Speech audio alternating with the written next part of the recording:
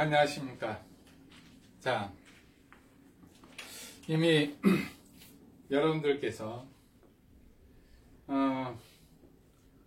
우편물로 책자를 받으신 분도 있을 겁니다.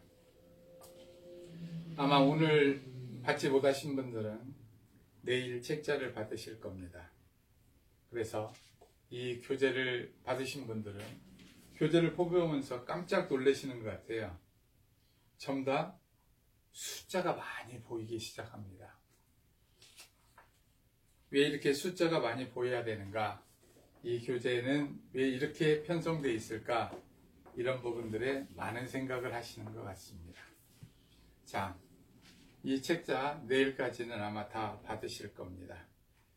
자, 그러면 지금 이제 이 교재가 왜 이렇게 구성되어 있느냐, 이 말씀을 먼저 드리도록 하겠습니다. 2차 시험은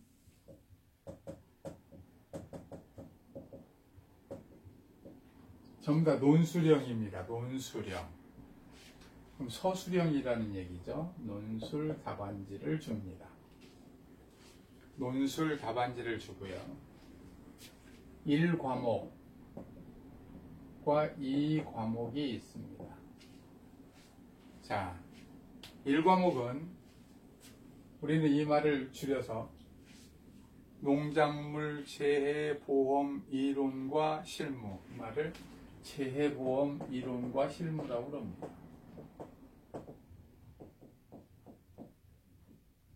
재해보험 이론과 실무. 이 과목은 이 이론과 실무에서 비롯된 손해평가를 하는 거예요. 손해평가 이론과 실무. 물론 이 말도 농작물 재해보험 손해평가 이론과 실무지요. 자, 이렇게 돼 있는데 지금 이 중에서 손해평가 이론과 실무, 즉 2차 2과목에 대한 문제집입니다. 여기에는 이론도 있고 실무도 있습니다. 그런데 계산 문제가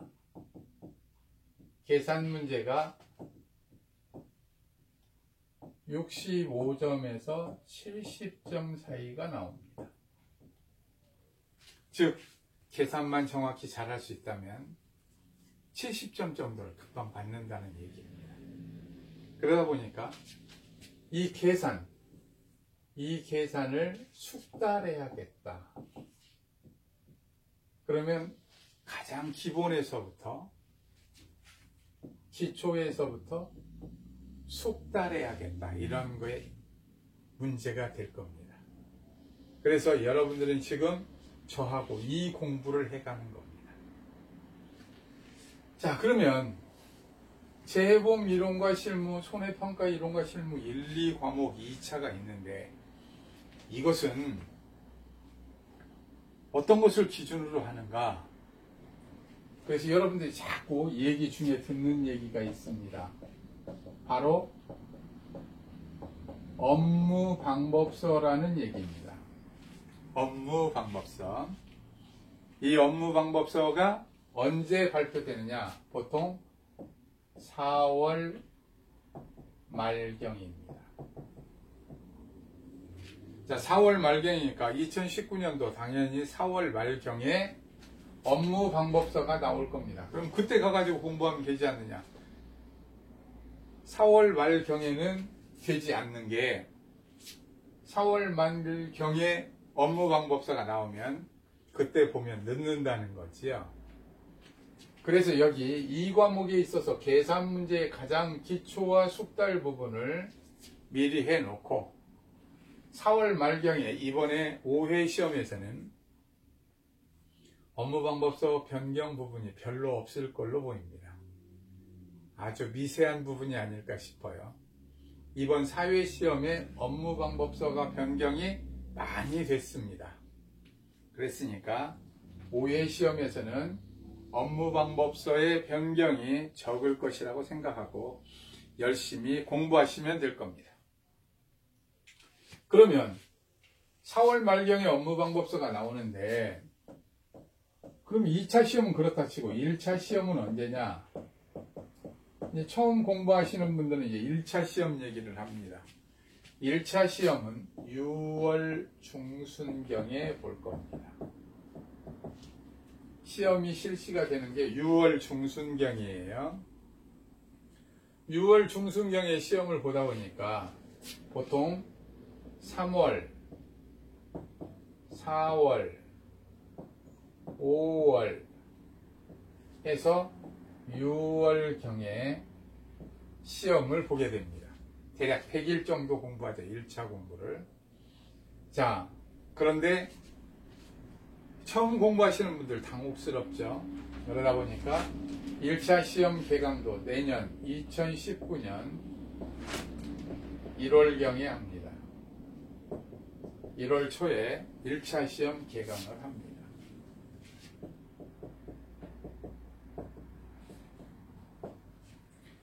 그래서 여러분들 미리 공부를 천천히 해나갈 수 있는 시간을 가지도록 하겠습니다. 다음 보면 이제 1차 시험을 안 보시는 분들도 있습니다. 1차 시험 안 보시는 분들은 2018년 올해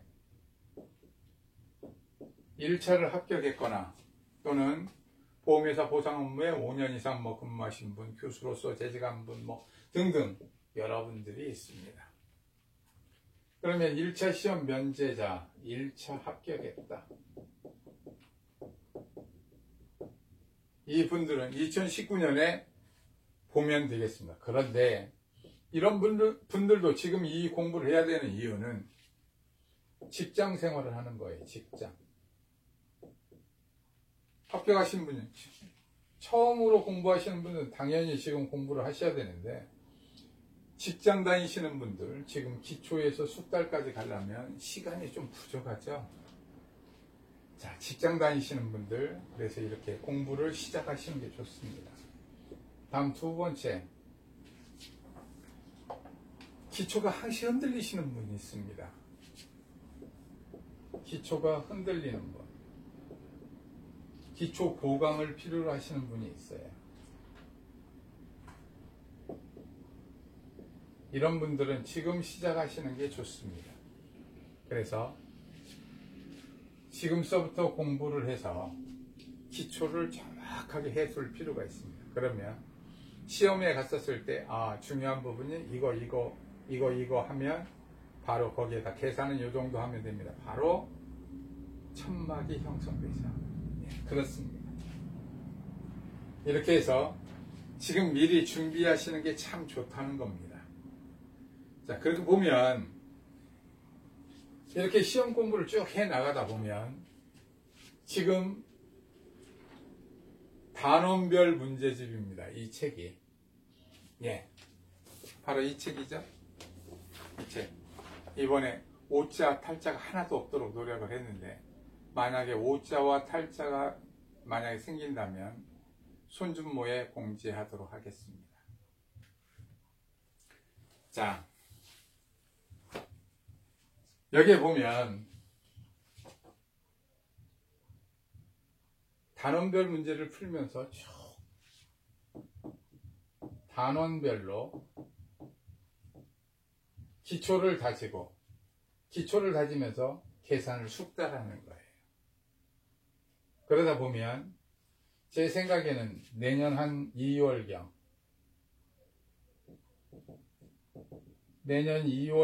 되면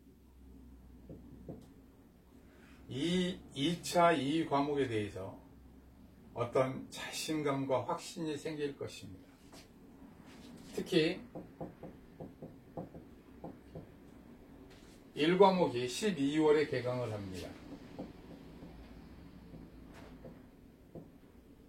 1과목이 12월에 개강을 하는데 이론에 대해서 보험 이론이고 어제 말씀드린 듯이 재해보험은 정책보험입니다. 정책보험에 대한 기본적인 이해가 딱 되고 나면 이론의 틀을 잡을 수 있어요. 어떤 얘기를 하는 데는 이론은 이론은 말 그대로 얘기죠. 얘기를 하다 보면 우리는 어떤 사람들 3명이 있다고 치자고요.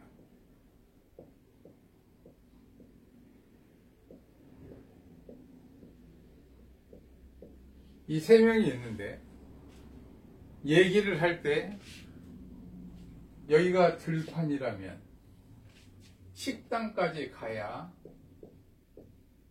밥을 먹게 될 겁니다. 자, 그러면 이 3명 중에 한 명이 뭐라고 얘기를 하느냐면 얘기에는 딱 짜임이 있는 거예요. 우리, 그러면 3명 다 얘기하는 거죠. 우리 식당에 가서 식당에 가자라는 얘기입니다. 가서 어떻게 하냐면 밥 먹자, 식사하자. 자, 그러면 여기에서 배가 너무 고픈 2번은 뭐라고 그러느냐면 이 얘기를 우리 식당에 가서 식사하자 이 말을 2번은 배가 너무 고프면 식사하자, 밥 먹자부터 얘기하겠죠. 밥 먹자, 우리 저 식당에 가서. 그 다음에 3번 친구는 어떻게 하냐면 저 식당이 너무 예쁘게 지어진 거예요. 저 식당에 가서 우리 밥 먹자. 식당에 가자는 얘기를 먼저 할 겁니다. 자, 재보험 이론도 정책보험이기 때문에 정책보험이라는 얘기를 제가 자꾸 강조해 드립니다. 정책보험이기 때문에 정책적인 얘기가 먼저 된다는 거예요. 정책적인 얘기가 먼저 되다 보면 거기에는 꼭 재보험 이론에서 뭐부터 출발을 해요? 보험료의 지원부터 출발된다는 거예요. 보험료의 지원. 그래서 정책보험입니다. 그러니까 이렇게 무엇부터 얘기할 것이냐, 그럼 이론이 이렇게 딱 짜여지는 거예요. 그거에 대해서 정확하게 얼마나 아느냐, 그것은 1과목 강의 시간에 정확하게 꿰뚫을 수 있으면 좋겠습니다. 자, 그 다음 보겠습니다. 이렇게 해서 보험 이론이 정확하게 꿰어지고 다음에 손해평가 이론과 실무가 정확하게 기초에서부터 숙달이 된다면 시험이 다가오는 게 두려운 게 아니라 그 시험을 다가옴으로 시험만 패스하고 난다면 패스할 것이라는 마음속에 자신감이 생기면서 시험을 기다리게 된다는 겁니다. 자, 어떤 사람은 올해 같은 경우도 이제 제가 인터넷 강의를 해봤는데 6월에 시험이 끝났습니다. 1차가. 1차부터 열심히 하신 분들 물론 기본적인 소양도 있고 그러신 분들은 어떻게 했느냐면 조금 여유로웠죠. 조금 여유로웠습니다. 근데 시험 끝나고 한 달쯤 놀다가 시험이 너무 1차가 힘들었다고 1차가 힘들었다고 좀 쉬신 분들이 있어요. 그분들은 어떻게 했느냐면 2달 동안 공부하는데 정신없이 했습니다. 정신없이 하다 보니까 말 그대로 바쁘게 했죠. 정신없다는 좀 표현은 그렇고 바쁘게 공부를 하다 보니까 그 바쁘게 공부한 만큼 실력이 오르질 않은 거예요. 왜? 시험은 차칵차칵 다가오는데 90일인데 60일밖에 안 남았으니까 1과목에 대해서 업무방법서도 읽어야 되지, 계산식도 있지, 손해평가 이론과 실무 계산이 쫙 깔려있지. 그러다 보니까 당황했었습니다. 자, 그리고 나면 지금부터 이렇게 공부를 해가면 1, 2월 정도면 거의 기본적인 숙달이 다 되리라고 봅니다. 기본적인 숙달이 다 되리라고 보고 다음에 처음 하시는 분들은 3, 4, 5월, 6월 공부해서 1차 패스를 하시고, 다음에 지금 직장생활 하시는 분들도 이렇게 쭉 하면 딱 잡힐 거예요, 틀이. 그러면 직장생활 중에 여유롭게 조금씩 문제를 복습하는 시간으로 가지시면 될 겁니다.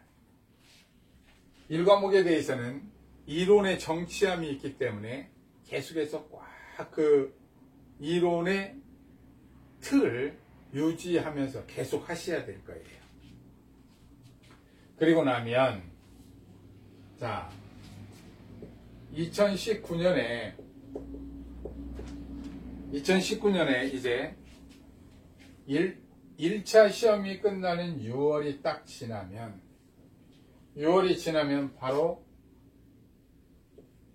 6월과 7월, 8월 이렇게 말 그대로 이제는 적중 예상 문제를 풀게 될 겁니다. 그래서 문제의 형태를 다 갖춘 형태에서 어떻게 푸는 것이 점수를 많이 맞고 어떻게 하는 게 이상적인가 답안지의 작성 요령 등을 체크해 가면서 하게 될 거예요. 물론 지금도 계산 문제를 풀면서 이건 이렇게 답안지에 작성합니다 하면서 답안지 작성을 하나하나씩 얘기하게 되죠. 그래서 답안지 작성 요령이 실은 보기보다 많은 그 점수를 좌우합니다. 실력이 똑같은 분이 있으면 답안지 작성을 잘하는 분하고 답안지 작성이 좀 서툰 분하고의 평균 점수 차이가 15점 정도 차이 납니다. 평균이에요. 전체 점수는 몇 점 차이 난다는 거예요? 30점 차이 난다는 거예요. 그 정도로 답안지 작성 요령은 아주 중요하다는 거죠. 그래서 적중 예상 문제를 풀면서 답안지 작성 요령에 대해서 숙달을 해가게 됩니다. 자, 이제 오늘 말고 내일은 이제 이 책을 전부 다 받게 되실 거예요. 그리고 나면 이 책에 의해서 여러분들과 함께 계산 문제를 한 단원마다 아주 기본에서부터 숙달까지 쭉 이런 부분을 익히도록 하겠습니다. 자, 오늘은 여기까지 하고자 합니다. 그래서 내일서부터 정상적인 진도가 시작된다고 생각하시면 되겠습니다. 감사합니다.